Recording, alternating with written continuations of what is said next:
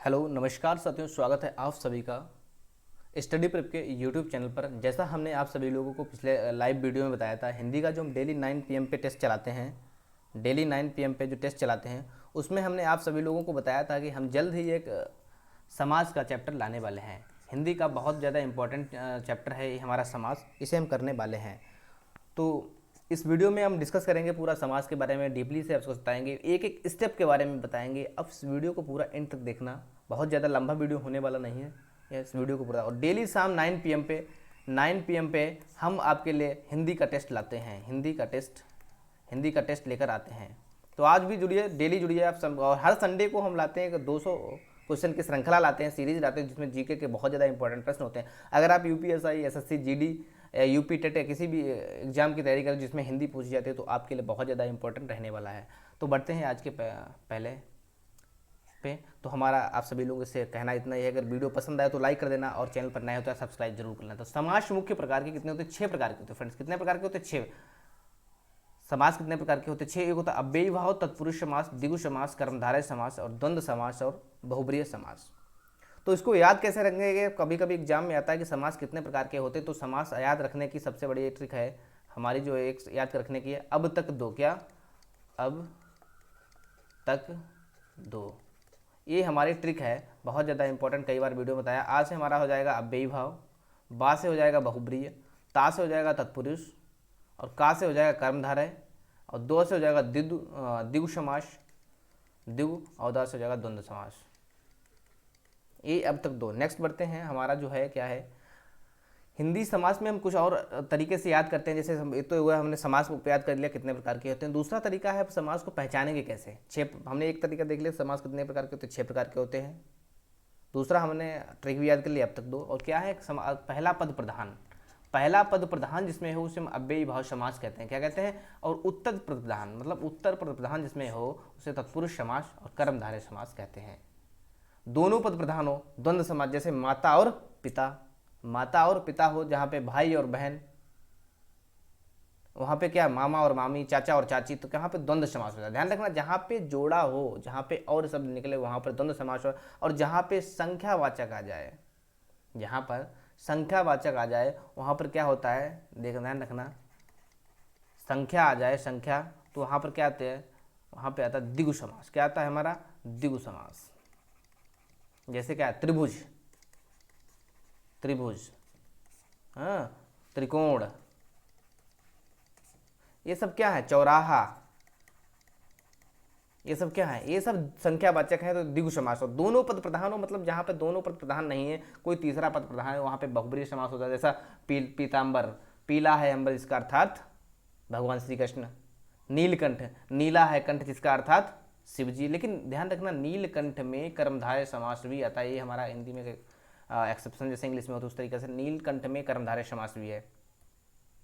तो अव्ययी समास को बढ़ते हैं। पहला समास हमारा है अव्यय, जिस समास का पहला पद अव्यय, पहला पद क्या हो, अव्यय हो तथा प्रधान हो, उसे अव्ययी भाव समास कहते हैं। यह इसकी क्या पहचान? पहला पद अव्यय हो अथवा प्रधान हो, दोनों में से कोई एक हो, तो उसे हम क्या कहते हैं, अव्ययी भाव समास कहते हैं। क्या याद रखेंगे?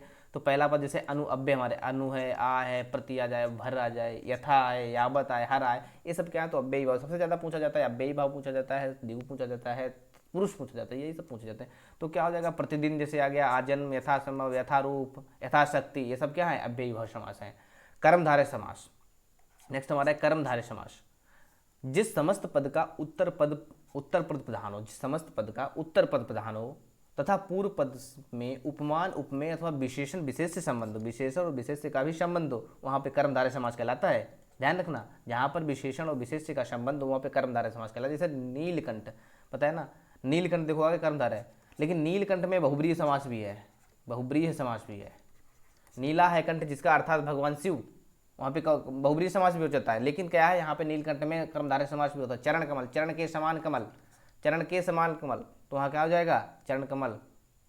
पहचान क्या है, विग्रह करने पर दोनों पदों के मध्य में है, जब विग्रह करे है, जो, के, समान आदि शब्द आते हैं, उसे हम कर्मधारय समास कहलाते हैं। नेक्स्ट हमारा है तत्पुरुष समास। वीडियो अगर पसंद आए तो यार लाइक जरूर करना, चैनल पर नए हो तो यार चैनल को सब्सक्राइब जरूर कर लेना, क्योंकि इसी प्रकार बहुत ज़्यादा इंपॉर्टेंट वीडियो आपके लिए बना कर लाते हैं। बहुत ज़्यादा टाइम लगता है, बहुत ज़्यादा मेहनत करते हैं आप लोगों के लिए। आप अगर यूपीएसआई की तैयारी करते तो हिंदी की गारंटी छोड़ दी, स्टडी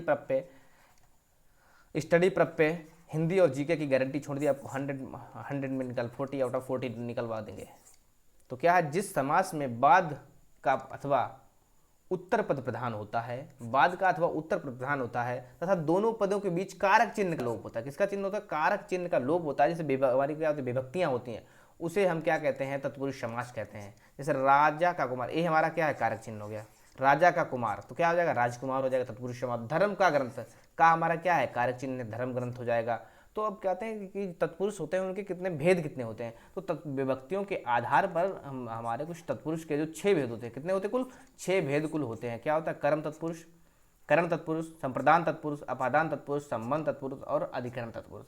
ये जो 6 विभक्तियों के आधार पर 6 तत्पुरुष के भेद, तत्पुरुष के ही 6 भेद। वैसे तो समाज के कितने भेद हैं? 6 भेद हैं। एग्जाम में कभी कभी आता है समाज कितने प्रकार के होते हैं, तो समास हमारा हो गया 6 प्रकार के। तत्पुरुष के कितने भेद होते हैं? तत्पुरुष के कितने भेद होते हैं? तो तत्पुरुष के भी 6 भेद होते हैं। ध्यान रखना, एग्जाम में के दृष्टिकोण से बहुत ज़्यादा इंपॉर्टेंट है। तो कर्म तत्पुरुष पहला हमारा आता है, कर्म द्वितीय विभक्ति आती है इसमें। एग्जाम में कभी कभी ऐसे भी बनाता है कि कर्म तत्पुरुष में कौन सी विभक्ति आती है, प्रथम विभक्ति, द्वितीय, तृतीय, कौन सी विभक्ति आती है? तो यहाँ पे आ जाएगी द्वितीय विभक्ति। इसमें कर्म कारक की विभक्ति का कोलोप होता है। किसका? कोलोप होता है। तो गगन को चूम, देख लो एग्जाम्पल की दृष्टि से आप सभी लोग एग्जाम्पल से समझना, गगन को चूमने वाला तो क्या हो जाता है हमारा? गगन चुंबी। यहाँ कौन सा? कर तत्पुरुष तो होगा ही होगा, लेकिन यहाँ पे कर्म तत्पुरुष होगा। चिड़िया को मारने वाला चिड़ी मार हो जाएगा। क्या हो जाएगा? चिड़ी मार। नेक्स्ट हमारा है कर्ण तत्पुरुष, तृतीय विभक्ति। क्या आ जाएगा? ध्यान रखना, कर्ण तत्पुरुष में तृतीय विभक्ति होती है।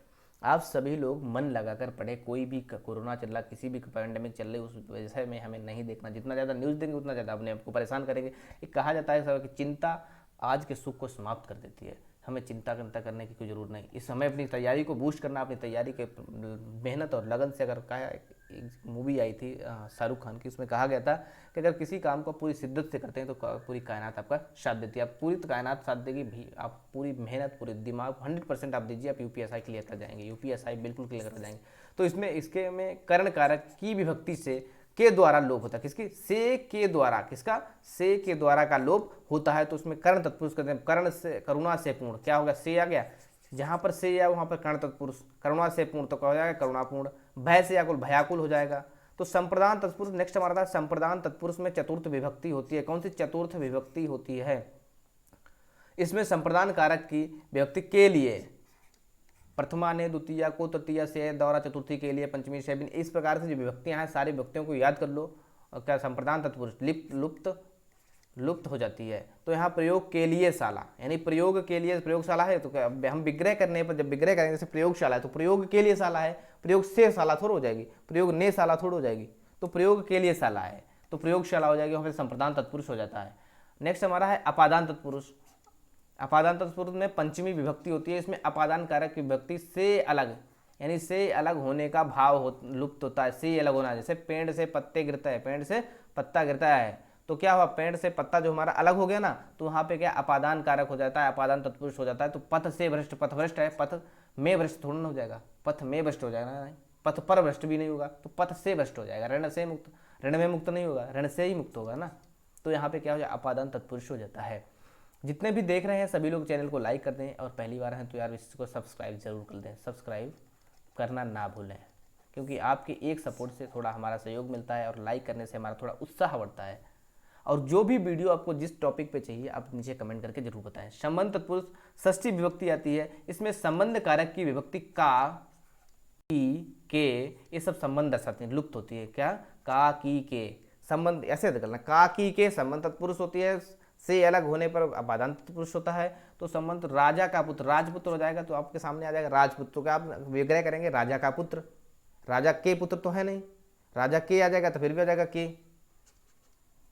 ग्रह का स्वामी, ग्रह स्वामी, ग्रह का स्वामी, ग्रह में स्वामी थोड़ा हो जाएगा, ग्रह पे स्वामी, ग्रह ने, ये सब नहीं हो जाएगा ना, ग्रह का स्वामी इसका जो रियल है। तो अधिकरण तत्पुरुष नेक्स्ट हमारा आता है। अधिकरण तत्पुरुष सप्तमी विभक्ति, कौन सी? सप्तमी। ये चीजें बहुत ध्यान रखना है फ्रेंड्स। क्या बताएं कि अधिकरण तत्पुरुष में कौन सी विभक्ति प्रयोग होती है। एग्जाम में आ जाएगा षष्ठी, पंचमी, द्वितीया, सप्तमी, तो अब वहाँ पे तो विभक्तियाँ भी सारी याद कर लेना, उसका साथ में याद कर लेना सदगण तत्पुरुष में। इसमें अधिकरण कारक की विभक्ति में पर, क्या में पर लुप्त होती है। शोक में मग्न, किसमें, शोक में मग्न। अब वहाँ पे राजपुत्र, राज में पुत्र थोड़ा ना हो जाएगा, तो शोक में मग्न, यहाँ पे में जब आ जाए तो अधिकरण तत्पुरुष हो जाता है। आप बीती, आप पर बीती, तो में आ जाए, पर आ जाए, सब क्या होता है, अधिकरण तत्पुरुष होते हैं।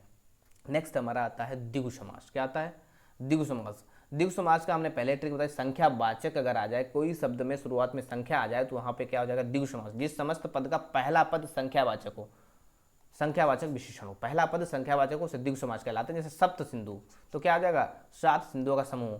त्रिभुज, हमने पहले बताया त्रिभुज, ये क्या है, द्विगु समास है। हाँ, जैसे क्या है, त्रिभुज है। तिकोना, तिकोना क्या है, द्विगु समास है। ये सब क्या है, पंचमुख, क्या है, पंचमुख, तो क्या है, पंचमुख, द्विगु समास है। द्वंद्व समास में क्या होता है, हाइफन का प्रयोग दिया जाता है, योजक चिन्ह, से हम योजक चिन्ह भी कहते हैं, ध्यान रखना, योजक चिन्ह हाइफन को। जिस समस्त पद में दोनों पद प्रधान तथा विग्रह करने पर, दोनों पद प्रधान हो और विग्रह करने पर अथवा एवं लगा होता और लगा हो, तो वहाँ पे क्या है, द्वंद्व समास कहलाता है, द्वंद्व समास कहलाता है। पहचान, दोनों पदों के बीच हाइफन, क्या ध्यान रखना, हाइफन का प्रयोग होता है। तो क्या है, नदी और नाले, नदी और नाले, देश और विदेश, तो क्या हो जाएगा, तो यहाँ पे द्वंद्व समास हो, जहाँ पे दोनों पद प्रधान हो, भाई और बहन, माता और पिता, नदी और नाले, देश और विदेश, चाचा और चाची, मामा और मामी, काका और काकी, ये सब क्या हो जाएगा, द्वंद्व समास। बहुब्रीहि समास हमारा आता है। नेक्स्ट आता है बहुब्रीहि समास। जिस समस्त पद में कोई पद प्रधान नहीं होता, मतलब कोई पद प्रधान नहीं होता, दोनों पद मिलकर कोई तीसरे पद की ओर संकेत करते हैं, किसी तीसरे थर्ड पर्सन की तरफ संकेत करते हैं, वहाँ पे क्या होता है, बहुब्रीहि समास कहता है। जैसे लंबोदर हमारा है, लंबा है उदर, लंबा है उदर, जिसका अर्थात गणेश।